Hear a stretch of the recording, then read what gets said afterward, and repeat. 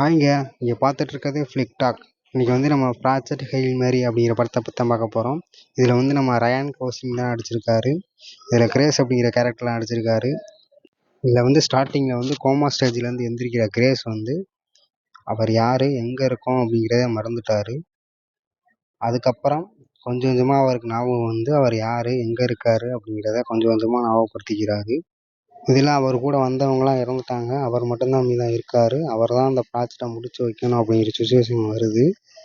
அந்த ப்ராஜெக்ட் என்ன அப்படின்னா, ஆஸ்ட்ரோபேஜ் அப்படிங்கிற ஸ்பேஸில் உள்ள ஒரு நுண்ணுயிரினம் வந்து சூரியனோட எனர்ஜியை சாப்பிட்டு வாழுது. இப்படி சூரியனோட எனர்ஜியை சாப்பிட்டு வாழ்றதுனால சூரியன் வந்து இன்னும் ஒரு 30 வருஷத்தில் அழிஞ்சிரும் அப்படிங்கிற ஒரு சுச்சுவேஷன் வருது.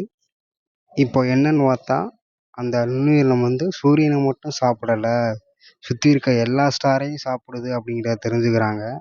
இதில் ஒரே ஒரு ஸ்டாரை மட்டும் விட்டுட்டு எல்லா ஸ்டாரையும் சாப்பிடுது. அதாவது தியூசிட்டி இ அப்படிங்கிற ஸ்டாரை மட்டும் விட்டுட்டு இது எல்லா ஸ்டாரையும் சாப்பிட்டு வாழுது அப்படிங்கிறத கண்டுபிடிக்கிறாங்க. அந்த ஸ்டாரில் அப்படி என்ன இருக்குது, எதனால அதை சாப்பிடலை அப்படிங்கிறத கண்டுபிடிக்கிற போகிற ப்ராஜெக்ட் தான் ஹெயில் மேரி, ப்ராஜெக்ட் ஹெயில் மேரி.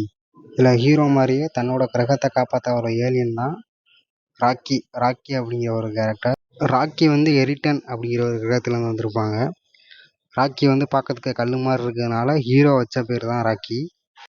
அவங்களோட பாண்டிங் சீக்வன்ஸ் எல்லாமே நல்லாயிருக்கும். எப்படி ரெண்டு பேரும் எப்படி ஒருத்தவங்களை புரிஞ்சுக்கிறாங்க, எப்படி பேசிக்கிறாங்க அப்படிங்கிறாலாம் ரொம்பவே நல்லாயிருக்கும். வந்து பார்த்துக்கிட்டே இருக்கலாம்.